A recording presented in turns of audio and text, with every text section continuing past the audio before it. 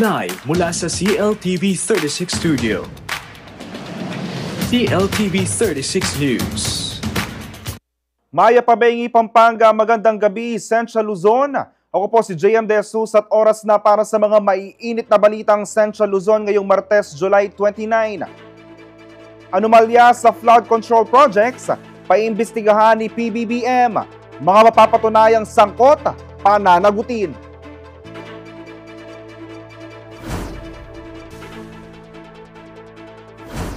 PBBM, pinatunayan ng kakayahang ipatupad ang 20 pesos per kilo na presyo ng bigas. Ilang kabalen, hindi kumpinsido. 10 natatanging Pimpenyo pinangalan sa kauna-unahang Most Outstanding Pimpenyo Awards. At authentic Filipino cuisine, hatid ng bagong bukas na Balangay Filipino Buffet.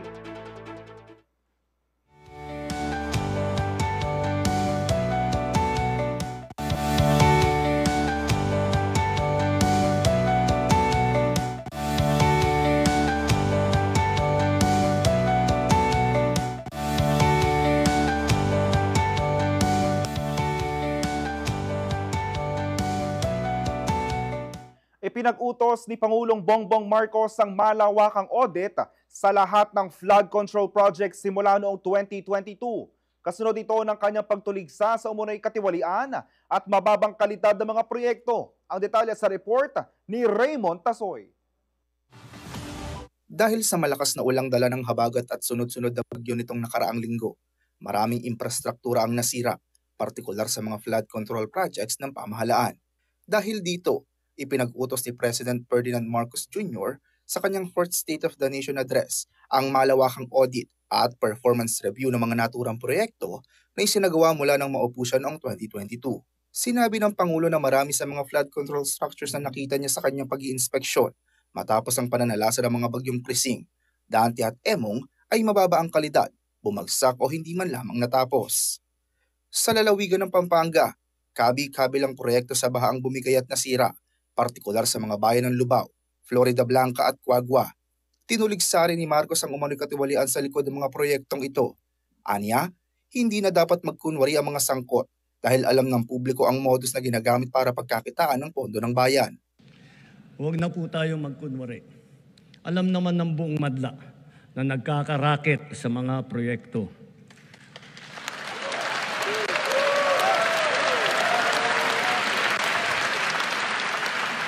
Mga kickback, mga initiative, errata, SOP, for the boys. Kaya sa mga nakikipagsabwatan upang kunin ang pondo ng bayan at nakawin ang kinabukasan ng ating mga mamamayan, mahiya naman kayo sa inyong kapwa Pilipino. Binanggit din niya ang epekto ng mga ito sa mga pamilyang nasalanta ng baha at sa mga susunod na henerasyong magmamana ng utang dulot ng maling paggamit ng pondo. Bilang tugon, inatasan ng Pangulo ang Department of Public Works and Highways o DPWH na isumite ang listahan ng lahat ng flood control projects sa bawat rehiyon na sinimulan o natapos sa nakalipas na 3 taon. Ire-review ito ng mga Regional Project Monitoring Committee upang matukoy ang mga palpak, hindi natapos o hindi talaga na ipatupad na proyekto. Binigyang diin niya rin na isa sa publiko ang buong listahan upang mabigyan ng linaw ang publiko at matiyak ang pananagutan sa mga proyekto na may irregularidad. Isa sa publiko natin ang listahang ito. Kaya ang publiko na saksi sa mga proyektong ito ay malayang suriin ang listahan at magbahagi ng kanilang nalalaman para makatulong sa ating investigasyon. At the same time, there will be an audit and performance review regarding these projects to check, to make sure, and to know how your money was spent. Giit pa niya, kailangang malaman ng taong bayan ng buong katotohanan at kailangang may managot sa matinding pinsala at katiwalian. Sa mga susunod na buwan, makakasuhan ang lahat ng mga lalabas na may sala mula sa investigasyon, pati na ang mga kasabwat na kontratista sa buong bansa. Kaugnay nito, inihayag ng Pangulo na hindi niya aprobahan ang anumang panukalang General Appropriations Bill para sa 2026 na hindi lubos na naaayon sa National Expenditure Program. Aniya, handa siyang gawin ito kahit pa magresulta ito sa pagkakaroon ng reenacted budget. Hindi ko aaprubahan ang kahit anong budget na hindi alinsunod sa plano ng gobyerno para sa sambayanang Pilipino. Raymond Tasoy, CLTV 36 News. Nanawagan si Lobao Mayor SB Pineda sa DPWH ng tamang koordinasyon sa mga lokal na pamahalaan sa tuwing may mga isasagawang proyekto. Kasunod ito ng banta ng panganib na iniwan sa 3 barangay na naapektuhan ng nasirang bahagi ng flood control project ng ahensya sa Santa Rita Dam, katuwang National Irrigation Administration o NIA. Base sa initial assessment ng Municipal Engineering Office, hindi natapos ang retaining wall na nagsisilbing proteksyon sa daluyan ng tubig sa pagitan ng dam. Lumalabas din na wala umanong laging formal na koordinasyon sa lokal na pamahalaan ng Lubao hinggil sa nasabing bahagi ng proyekto. Dahil dito nagkaroon ng matinding pagguho sa paligid ng ilog na ngayon ay banta sa kaligtasan ng mga residente sa mga barangay na malapit sa dam. Patuloy namang sinisikap ng CLTV 36 News na kunin ang panig ng DPWH Pampanga 2nd District Engineering Office kaugnay ng panawagan ni Mayor Pineda. Actually, last year, yung other side nitong nasira, yun, nasira din yun sa volume ng water last year. At nasira, so mabuti na lang din, kahit paano, hindi masyadong na-wash yung area, although may isang bahay. At ginawa naman nila yun. Actually ngayon, ginagawa nila. Ito lang part na to, na other side naman, itong nasira. Medyo may portion lang talaga na naiwan, na maliit. So siguro kaya doon yung, at tapos ang bilis ng, ang laki ng volume ng water, kaya ito naman other side yung nasira. Sa mga meeting with the Provincial Development Council, pero na-i-open yan, merong certain topic before na sabi ko nga, sana lang ang DPWH may coordination talaga sa LGU pag merong ginagawang project. Siyempre, as the local chief executive, di ba, sa bayan namin, mas maganda na alam namin kung ano yung mga nagagawa, aware kami. Pero at least, alam namin, di ba, kung ano yung maitutulong or kung ano yung pwede naming maiambag sa mga projects. At syempre, kami ang nandito, mas alam namin yung nangyayari.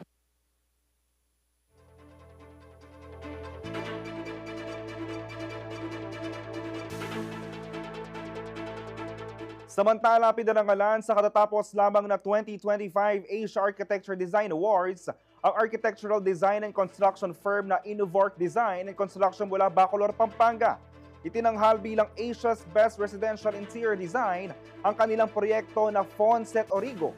Ginanap ang awards night sa Seoul, South Korea nitong Biyernes, July 25, kung saan tinanggap ni na Principal Architect Justin Amor Garcia at Chief Operating Architect Paul Soliman ang naturang pagkilala.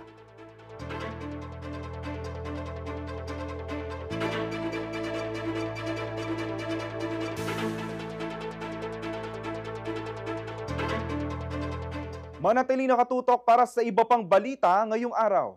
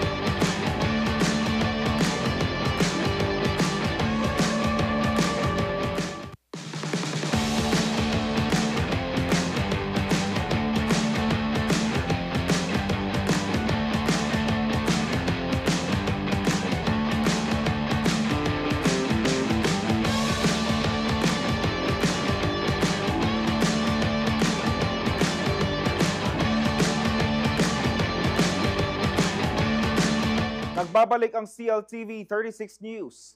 Matapos ang pananalasa ng magkakasunod na bagyo at habagat, nagsagawa ng post-calamity assessment ang pamahalang lungsod ng San Fernando nitong Lunes, July 28. Layo ng pagpupulong na suriin na naging pagtugon ng lungsod sa pinsalang dulot ng kalamidad at magbigay ng updates sa mga kasalukuyan at natapos na proyekto ng bawat tanggapan. Tinalakay ng mga departamento ang kani-kanilang hakbang sa disaster response gaya ng relief operations, paglilinis ng mga daluyan ng tubig, evacuation efforts at health programs. Kasama ring ipinresinta ang kalagayan ng ilang primary projects tulad ng pagtatayo ng mga healthcare facility, implementasyon ng supplemental budget at ng usapin ng mga kinalaman sa right-of-way at pangangalaga sa kapaligiran. Samantala, bago ang naturang pulong, nagsagawa naman ng relief distribution ng CSFP-LGU sa ilang barangay sa syudad na lubhang naapektuhan ng mga nagdaang bagyo at habagat at hindi pa rin lubusan nakakaahon mula sa epekto ng pagbaha. Sa pamamagitan ng koordinasyon ng DRRM Management Council, barangay officials at mga konsehal, naiparating ang tulong sa mga residente ng Del Pilar, Pandaras, San Nicolas at San Pedro.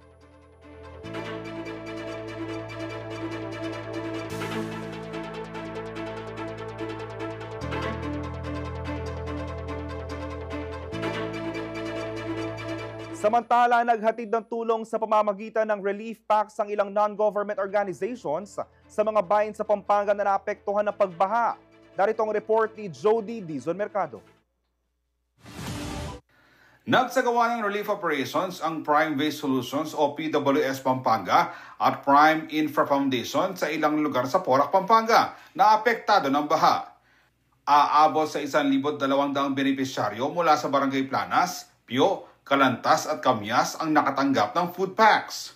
Sinimula ng relief operations itong July 23 kung saan 40 volunteers ang nagtulong-tulong sa pag-repack ng iba't ibang pagkain at goods.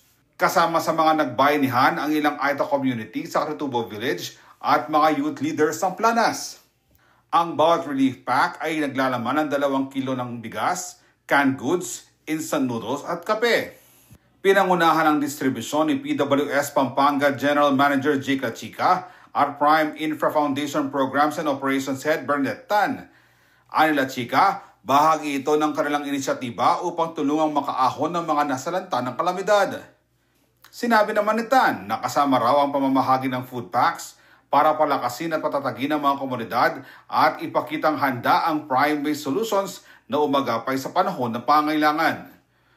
Nagpaabot naman ng pasasalamat ang mga opisyal ng barangay sa pangunguna ni Punong Barangay Alfer Naku sa tulong na inihatid sa kanilang lugar. Para naman kay SK Chair Joyce Cunanan, napapanahon raw ang relief efforts ngayong nasa panahon ng kalamidad. Tiniyak naman ni Tan na may karagdagang suporta pa mula sa kanilang hanay, partikular sa livelihood at iba pang outreach programs na kanilang ipapaabot sa nasabing mga komunidad. Bahagi rin ng Corporate Social Responsibility Project ng kumpanya ang inisyatiba sa mga lugar na kinatatayuan ng pasilidad dito. Samantala, nagkaisa naman ang mga Rotary Club sa ilalim ng Cluster 4A ng Rotary International Districts 3790 upang mamahagi ng tulong sa mga pamilyang naapektuhan ng baha sa Pampanga. Unang nabigyan ng relief goods ang Barangay Santa Lucia sa siyudad ng San Fernando kung saan 200 pamilya ang nakatanggap ng food packs. Isinagawa ang distribusyon sa Santa Lucia Parish Church sa pag-aantabay ni Punong Barangay Roland David na nanguna sa pagpili ng mga benepisyaryo sa lugar. Isa lamang ang inisyatibang ito sa joint projects ng 11 Rotary Clubs ng naturang cluster sa pamumuno ni Assistant Governor Carla Espinosa, partikular ang Rotary Club ng Central Pampanga, Dolores, Eastern Pampanga, Greater Florida Blanca, Metro San Fernando, Pampanga Cosmopolitan, San Fernando Pampanga, San Fernando Cabalen, Southern Pampanga, Villa de Bacolor at Western Pampanga.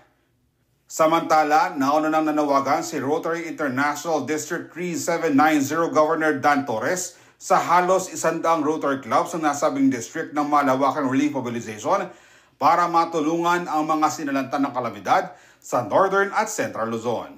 Ako si Jody Dizon Mercado para sa CLTV 36 News. Sa pinakahuling ulat sa bayan ni PBBM, inilahad niya ang mga hakbang ng kanyang administrasyon sa pagpapayaman ng agrikultura ng bansa. Ngunit sa kabila ng mga plano at programa, tila may agam-agam pa rin ang ilan sa ating mga kababayan. Nananatili pa rin ang tanong kung ramdam nga ba ito ng masa. Magbabalita si MC Galang. Mula nagsimula itong administrasyon, mahigit 8.5 milyong magsasaka at mangingisda ang nakatanggap ng tulong. Lalo pa natin paiigtingin ang mga programa ng pamahalaan para mas marami pa ang matutulungan. Libo-libong kilometro ng farm-to-market road na ang ginawa na at libo-libong kilometro pa ang pinapasinayaan. Libo-libong ektarya ng lupa ay nalagyan na ng patubig sa buong bansa at libo-libong ektarya pa ang patutubigan. Libo-libo ring makinarya at pasilidad ang ating binuksan at pinamigay para sa mga magsasaka at mangingisda. Isa ang sektor ng agrikultura sa mga binigyang diin ni President Ferdinand Bongbong Marcos Jr. sa kanyang ika-4 na State of the Nation address nitong Lunes, July 28. Inilahad niya ang ilan sa mga nagawa na umano ng kanyang administrasyon sa unang 3 taon ng kanyang termino. Pinigyang din ng Pangulo ang kanyang layuning mas palakasin ang naturang sektor. Napatunayan na ng administrasyon na kaya nang tuparin ang pangakong 20 pesos kada kilo ng bigas nang hindi nalulugi ang mga magsasaka. At dahil sa ilalaan nating 113 bilyong piso upang palakasin ang mga programa ng DA, ilulunsad na natin ito sa buong bansa sa pamamagitan ng daan-daang kadiwa store at center sa iba't ibang lokal ng pamahalaan.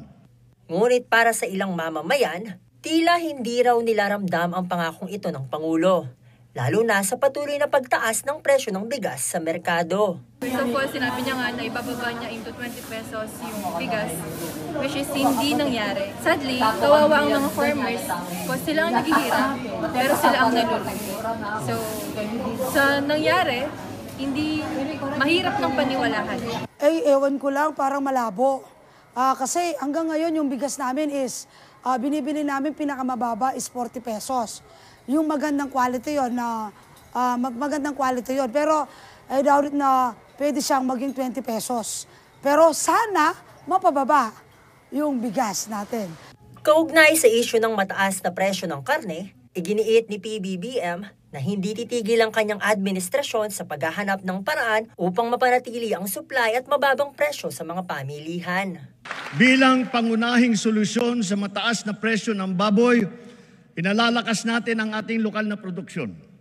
Namimigay tayo ng mga biik at inahin. Nagpapatayo din tayo ng mga biosecured facilities upang lubos na pababain ang presyo ng karne. Nagsimula ng magbakuna labang sa ASF at palalawigin pa natin ito ng pagbabakuna sa lahat. Gayunpaman, may mga mamimili pa ring nag-aalala dahil sa patuloy na pagtaas ng presyo ng livestock at poultry products. Pero yung mga bilihin naman katulad ng ulam, grabe. Sobrang taas. Sample, yung manok, 280 per kilo. Yung baboy, 400 plus. Oh. Ano na lang ulam namin? Itlog. Pati itlog, mahal na rin. Oh. Pero ganun pa rin. Parang feeling ko krisis pa rin. Sa kabila ng mga ipinangakong programa, nananatiling umaasa ang mga Pinoy na hindi lamang salita ang mga datos at plano mula sa Pangulo, kundi maramdaman sana ito lalo na ng mga nasa laylayan ng lipunan. MC Galang, CLTV 36 News. Manatili nakatutok para sa iba pang balita ngayong araw.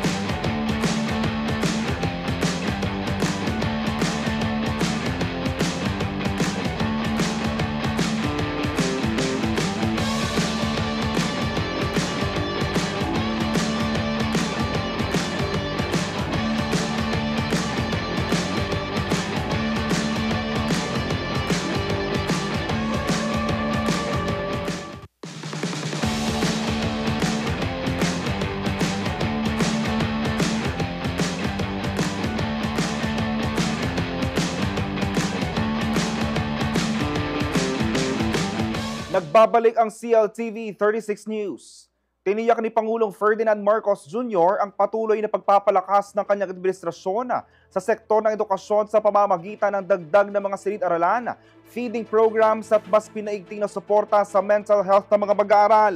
Sa kanyang ika-4 na State of the Nation Address o SONA nitong Lunes, July 28, binigyan diin ng Pangulo na target ng gobyerno ang pagpapatayo ng 40,000 classrooms bago matapos ang kanyang termino. Bukod pa ito sa 22,000 na natapos na umano. Kasabay nito, isinusulong din ang konstruksyon ng 328 child development centers sa mga pinakamahihirap na bayan. Pinalawak din ang school-based feeding program para maabot ang 1.4 na milyong kindergarten learners sa school year 2025 to 2026. Sa usapin naman ng literacy, iniulat din ni PBBM na higit 90,000 students ang nakinabang sa Academic Recovery and Accessible Learning o ARAL program ngayong summer bilang bahagi ng pagpapanumbalik ng learning competencies. Kasama rin sa mga hakbangang pagtugon sa lumalalang problema sa mental health ng kabataan sa pamamagitan ng Yakap Caravan, kung saan magdaragdag ng school counselors at free medical service para sa mga guro at mag-aaral.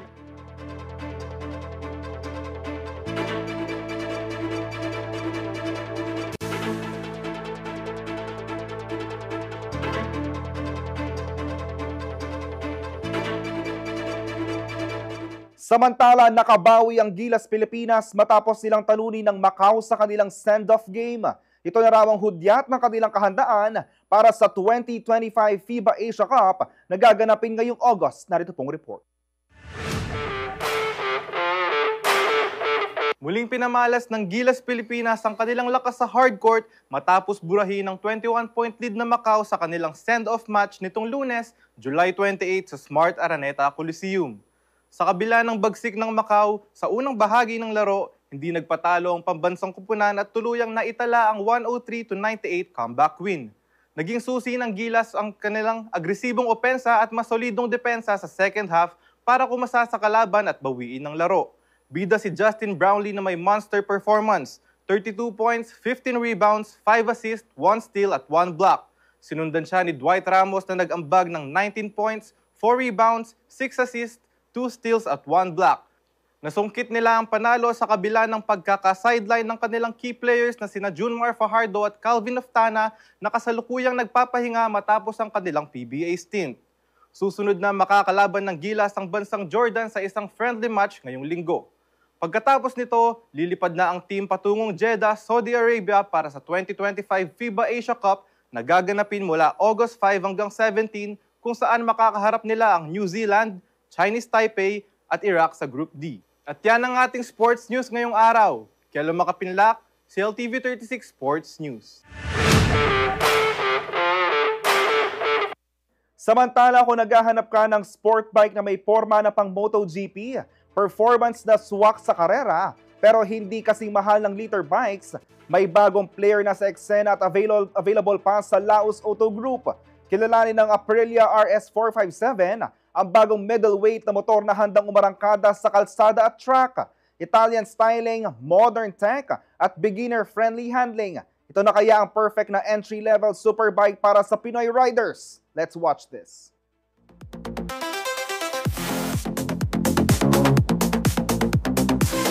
Hi, my name is Nino Del Rosario, Sales Executive of Aprilia Moto Guzzi, Pampanga.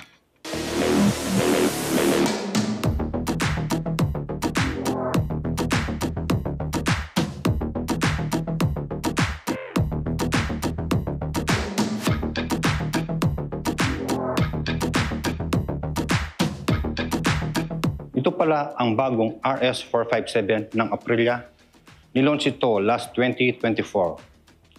Meron itong 457cc na displacement. Ang RS457 ay merong parallel twin, 4 valves per cylinder, liquid cool na po siya, at ride-by-wire na rin po. RS457 is equipped with dual-channel ABS, providing stability and control during braking. ABS na po ang front, ABS na rin po ang back. For the wheels naman po, ang size ng gulong sa harap ay 110 by 70 by 17 at sa back naman po, ang size ng gulong ay 150 by 60 by 15. Ang RS457 ay merong full LED lights na. Dito sa menu, makikita mo ang traction control or ang Aprilia traction control. Pwede mo siyang i-adjust dito from 1 to 3. Sa right side naman po, dito mo makikita yung 3 riding modes ng RS457. Meron itong Sport, meron itong Eco, at meron din itong Rain mode. Ang Sport mode, ito ang pinaka-aggressive na mode sa lahat. Suitable itong gamitin sa track or sa mga sporty na rides. Ang pangalawa namang mode, ito ay ang Eco mode. Suitable itong gamitin sa pang-araw-araw na biyahe for fuel efficiency. At sa Rain mode naman, ito ay merong pinaka-soft na traction response at pinakamahigpit na kapit sa traction control, kaya mainam itong gamitin kapag umuulan o kaya madulas ang kalsada.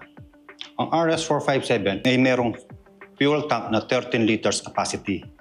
At para naman sa fuel consumption, meron itong approximately 24 kilometers per liter.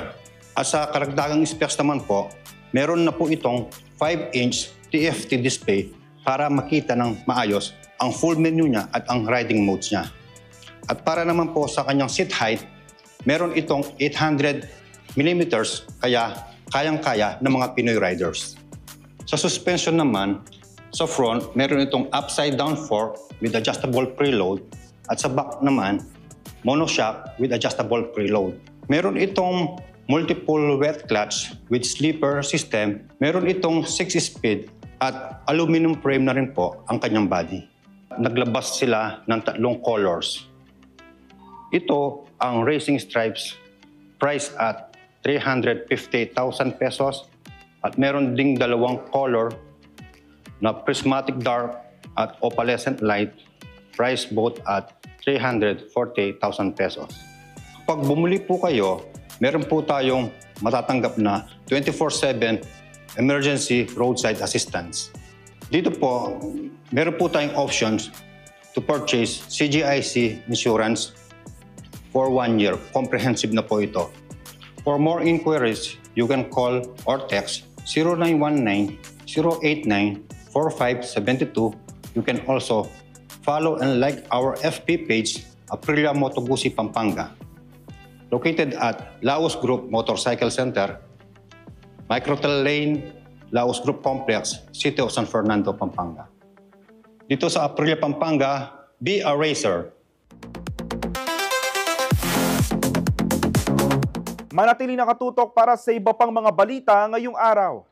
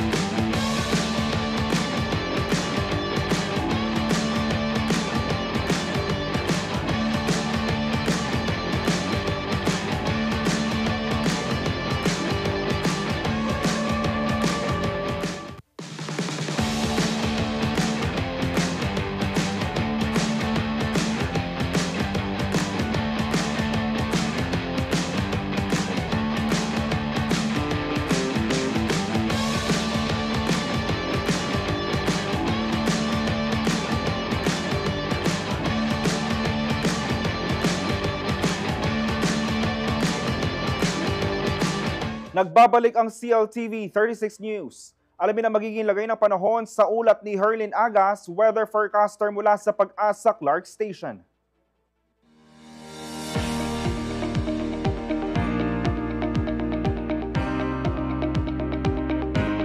Naritong magiging kalagayan ng ating panahon sa susunod na 24 oras. Sa kasalukuyan, southwest monsoon or hanging habagat pa rin ang nakakaapekto sa ating bansa. Kaya dulot po nito ay makakaranas ng panakanakang pag-ulan ang Ilocos Region, Batanes, Babuyan Islands, Abra at Benguet. Kaya iingat po natin yung ating mga kababayan sa mga nabanggit na lugar sa mga posibleng biglang pagbaha o pagguho ng lupa dulot ng katamtaman hanggang sa malalakas na pag-ulan. Ang Metro Manila, Central Luzon, nalalabing bahagi ng Cordillera Administrative Region, nalalabing bahagi ng Cagayan Valley at Rizal ay makakaranas ng maulap na kalangitan na may mga kalat-kalat na pag-ulan, pagkulog at pagkidlat dulot pa rin ng southwest monsoon. Kaya pinag-ingat pa rin yung ating mga kababayan dahil posible pa rin yung biglang pagbaha o pagbuho ng lupa dulot ng katamtaman hanggang sa minsan ay malalakas na pag-ulan. Samantala, ang nalalabing bahagi ng ating bansa ay makaranas ng bahagyang maulap hanggang sa maulap na kalangitan na may mga pulupulong pag-ulan, pagkulog at pagkidlat dulot pa rin ng southwest monsoon. Kaya mag-ingat pa rin yung ating mga kababayan kapag merong severe thunderstorms dahil posible pa rin yung mga biglang pagbaha or pagguho ng lupa. At yan po ang latest mula po dito sa Pag-asa Clark Weather Station. Ako po si Herlin Agas. Magandang hapon. Samantala, kinoronahan ng bagong Mutyaning Santa Ana 2025 sa patimpalak na dinulahan ng 14 na kandidata nitong Biyernes, July 26 sa Santa Ana Convention Center. Tampok sa kompetisyon ng ganda, talino at talento ng mga kalahok na bahagi ng kapistahan ni Apong Santa Ana. Magbabalita si Bryce Oracion.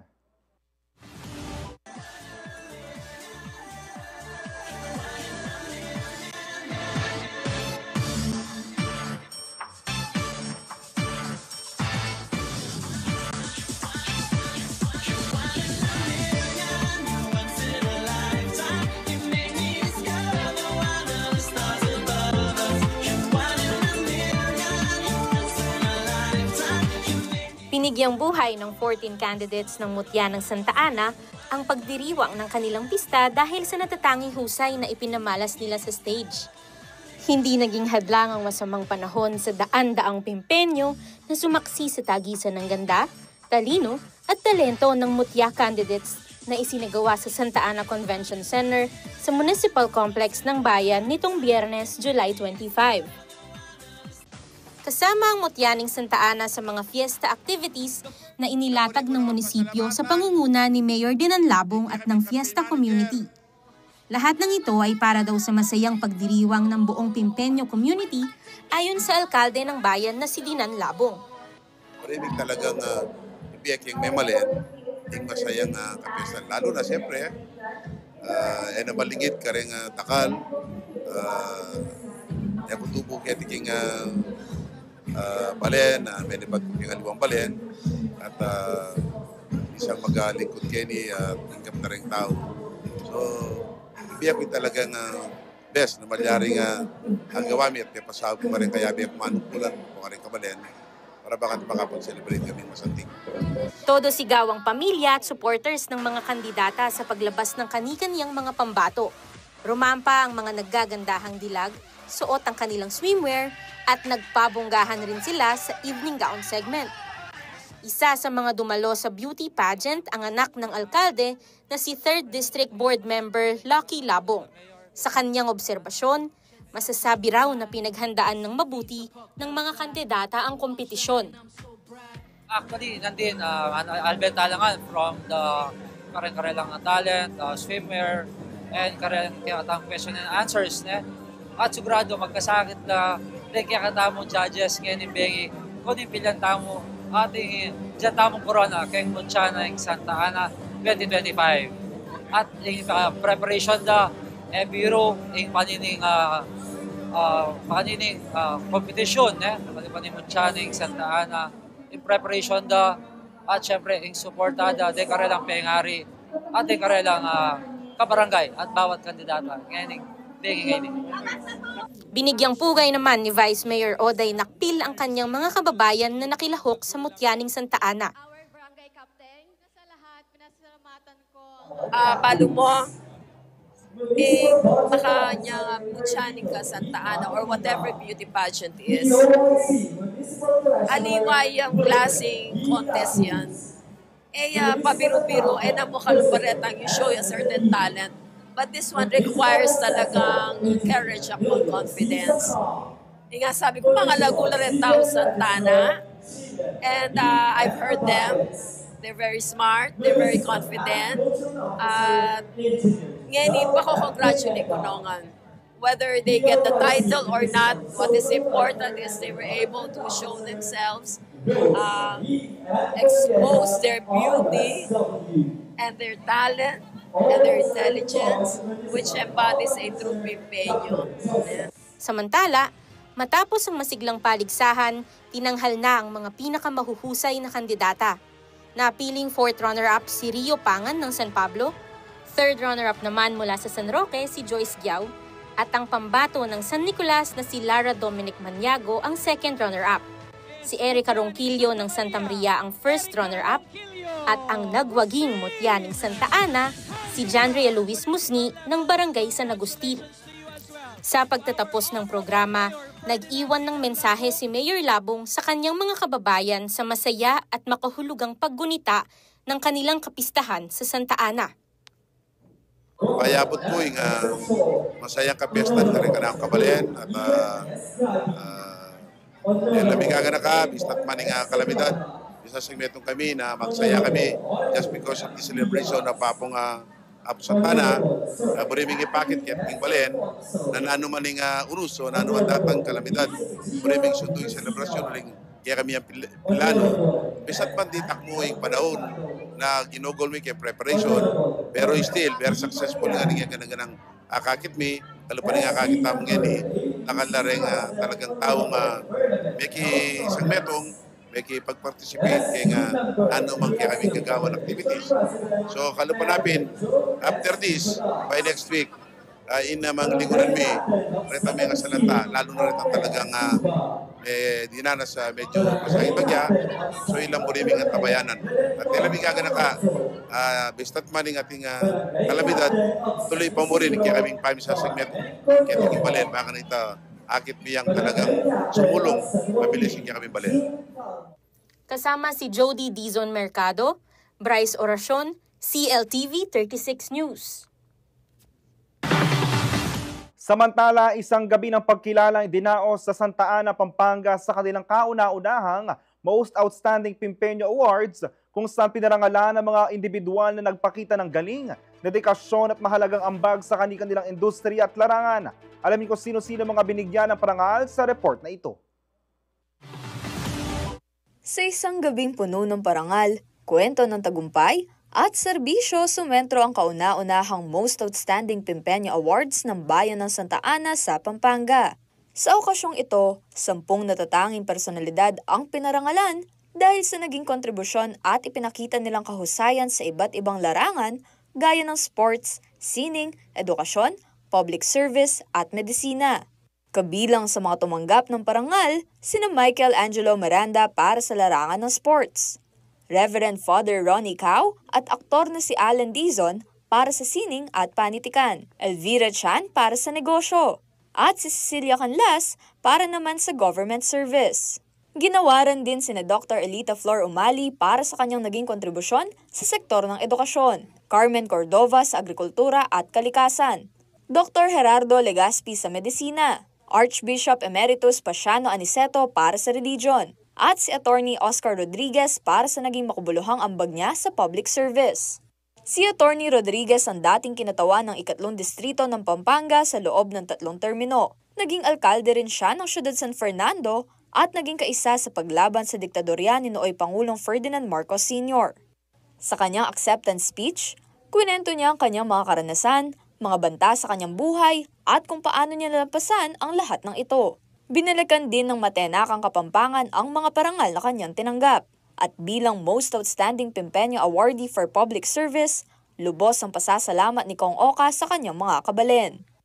Natanggapan kay itang filosofiya o ramano na kayang sarili mong lugal, na kaya appreciate Inke kang gawa, pero kaya nga liwan lugar, saluduan da ka, praise da ka, etc.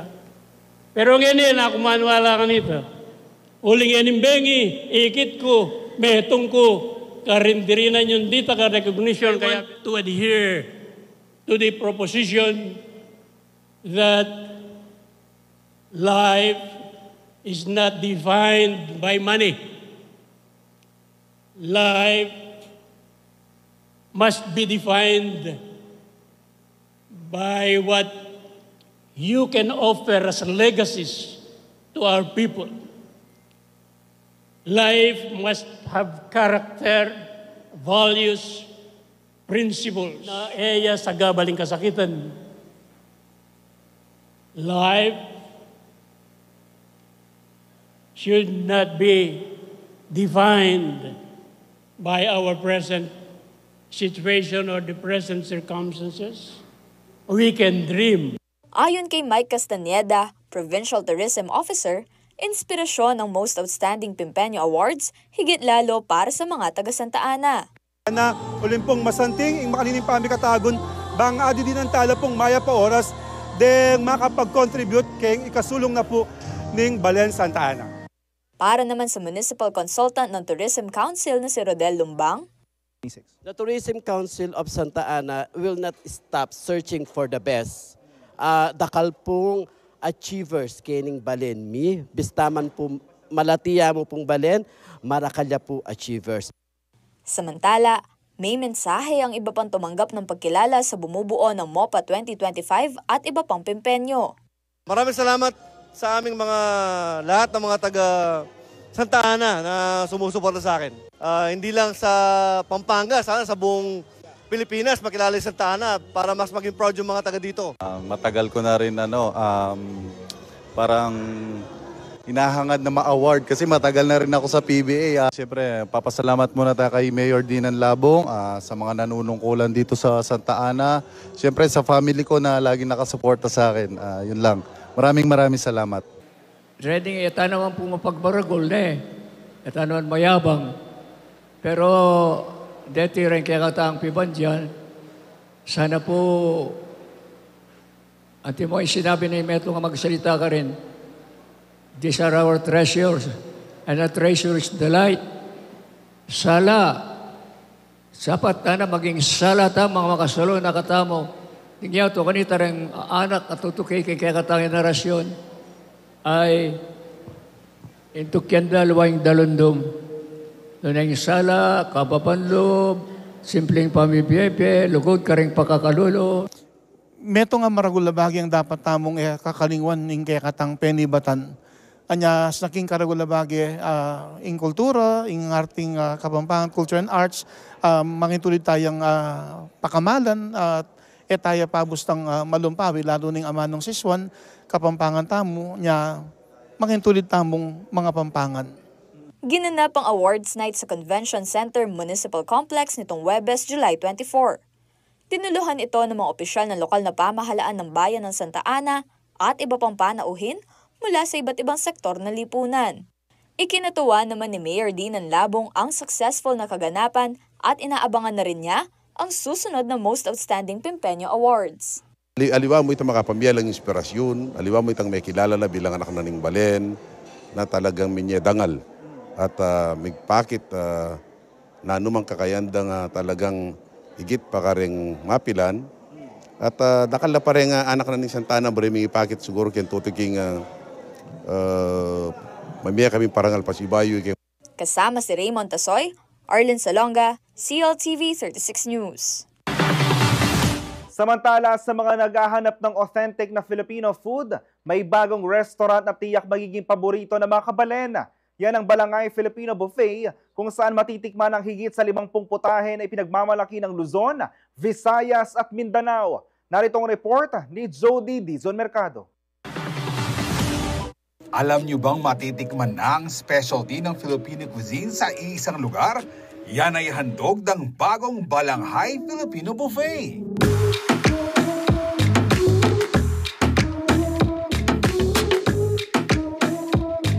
En grande, Malaki ang naging pabubukas ng Balanghay Filipino Buffet sa Tower 3, Upper Ground Level, Clark City Front Mall nitong Biyernes, July 25. Ibinahagi ni Dr. Robert Lo, Founder at Chief Executive Officer ng RDF Feed, Livestock and Foods Incorporated, ang inspirasyon sa likod ng restaurant. Hilig ako kumain at saka mahilig rin ako maglagbay. Tuwing naglalagbay ako, pinupuntahan ko yung mga karinderya, hindi yung mga fast food chain. Kasi gusto ko na-try na ano talagang luto na bawat region. So yan nagsimula ng interest ko. So ang dami mga pagkain, mga na hindi talaga na-offer ng mga regular restaurants. So narito Balanghay na research kami. Para matry din ng mga glagbay, para ma-introduce natin yung Filipino food, no? Para sabihin hindi naman puro kare-kare na lang, o sisig lang, o embutido. Maraming pagkain talaga. At upang matikman ng masarap na pagkain sa Luzon, Visayas at Mindanao, thematic sa isang buwan ng kanilang specialties. Gusto namin try to be more authentic. Authentic talaga ang madadala namin dito. Hindi na kayo kailangang mag-travel or hindi naman. Para kung meron spur of the moment na gusto nyo kumain ng Filipino food, authentic talaga ang hinahabol namin kung anong area. Meron kaming sequence eh.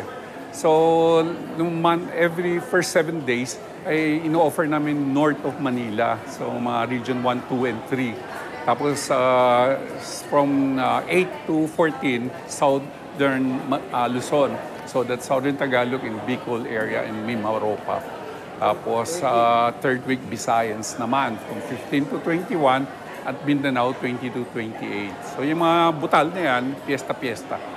Nakakalula talaga ang dishes na matitikman sa Balanghay Filipino Buffet. Naswak na swak, hindi lang sa panlasa, kundi pati na rin sa bulsa. Promo po kami, nasa 649 po siya. Pero yung end po ng promo namin is still August 14 naman. August 15 po is babalik na po kami sa magiging regular price po namin, which is 729 po siya sa weekdays.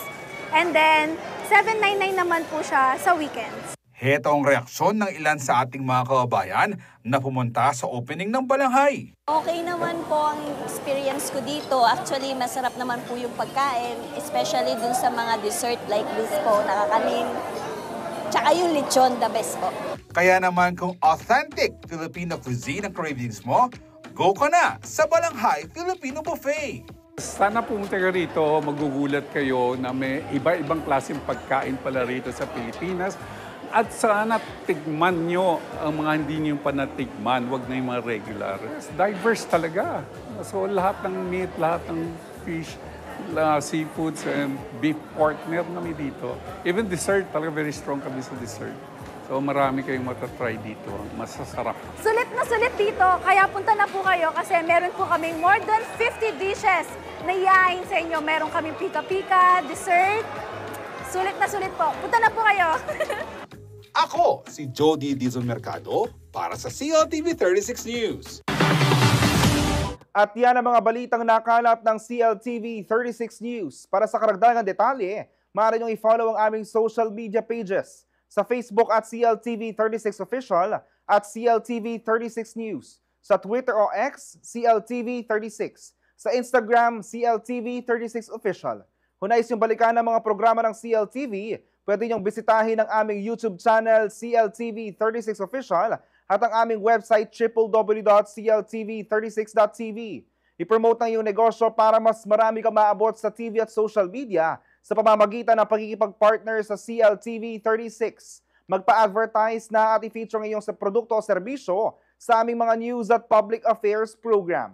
Para sa mga inquiries, mag-message sa aming official Facebook page o tumawag at mag-text sa 0930-3819-332 at 0918-854-2357. Mapapanood din ang mga programa ng CLTV nationwide via Signal Channel 115 at sa ating 38 cable partners. Kasama ang buong pwersa ng CLTV News and Current Affairs, ako po si JM De Jesus. Maraming salamat po.